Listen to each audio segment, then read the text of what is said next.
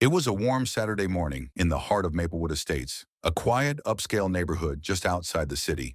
Derek Malone, 33, pulled into the neighborhood in a clean white delivery van. He was dressed in his crisp Wilson's grocery delivery uniform, navy polo tucked into khakis, ID badge clipped neatly to his collar. Derek was known for his professionalism, always early, always polite, the kind of man who greeted everyone with a calm smile and a respectful nod. Today's delivery was routine, except for one note on the manifest: customer out of town, delivered to neighbor, Mrs. Carrington, red brick house, 3 doors down. Derek had done this plenty of times. He parked neatly by the curb, grabbed 2 sturdy brown paper bags packed with organic produce, artisanal cheese, and sparkling water, and walked toward the red brick house with a steady pace. But before he could even knock, the door flew open like a gust of wind. Standing there was Mrs. Evelyn Carrington, late 50s, sharp bob haircut, pearl earrings, wearing a pastel blouse like she stepped out of a catalog. Her eyes locked onto Derek like he was a burglar, not a delivery man. "What are you doing on my porch?" she snapped, stepping back as if he carried disease. "You people think you can just wander anywhere?" Derek blinked, stunned by the tone, but he kept it professional. "Good morning, ma'am. I'm with Wilson's Grocery. The Wilsons are out of town. They asked me to leave their order with you." But Mrs. Carrington wasn't listening. Her eyes darted to his hands, then to the bags, then back to his face like she was scanning for lies. "I don't believe you," she hissed.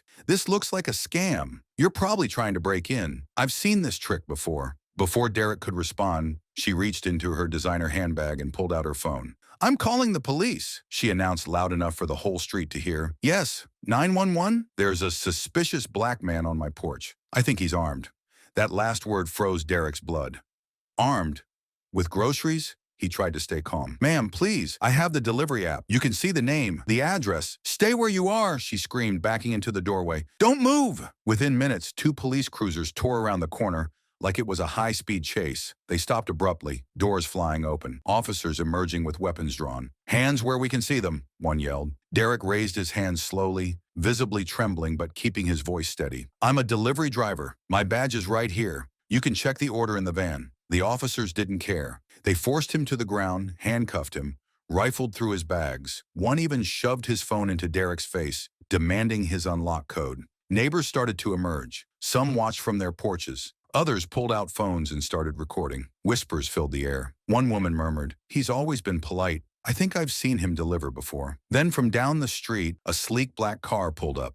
Out stepped a tall black man in a tailored navy blue suit, silver streaks in his hair, briefcase in hand, and eyes that scanned the scene with authority.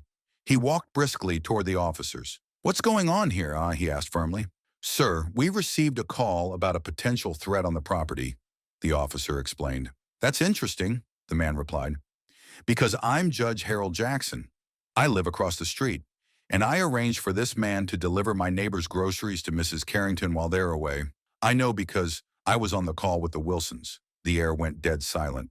Mrs. Carrington, now pale and stunned, stepped forward. "I didn't know. I thought he was lying." Judge Jackson cut her off. "You knew exactly what this was. You assumed a black man in this neighborhood meant danger. You endangered his life with a lie." The officers looked at each other, then down at Derek, who still sat on the ground in cuffs.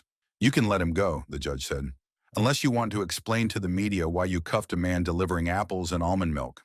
One officer quickly unlocked the cuffs. "Sorry, sir. Just following protocol." Derek stood slowly, brushing the dust off his uniform. His hands shook, but his back stayed straight. He nodded at the judge, who gave him a look of quiet solidarity. Mrs. Carrington tried to explain herself, but Judge Jackson wasn't having it. "You called the police not because of what he did, but because of what he looked like. You weaponized your fear, and it almost cost a man his life. That's not neighborly. That's criminal." He turned to the officers again. "And next time, maybe check the situation before pulling your guns on an unarmed man carrying groceries." Derek returned to his van, his dignity bruised but not broken. Before leaving, he looked back at Mrs. Carrington, not with hate, but disappointment. Later that week, the video recorded by a teenage neighbor went viral. National outlets picked up the story. Mrs. Carrington was removed from the HOA board and fined for filing a false emergency report. Her reputation, once pristine, crumbled overnight. And Judge Jackson, he held a town hall, spoke about unconscious bias, called for better police protocols, even invited Derek to speak at a local diversity summit. Derek received hundreds of messages of support, in an invitation to join a nonprofit focused on racial awareness training. Because sometimes the most powerful lessons don't come from protests or outrage, but from one person standing up, telling the truth, and refusing to let injustice slide quietly under the rug.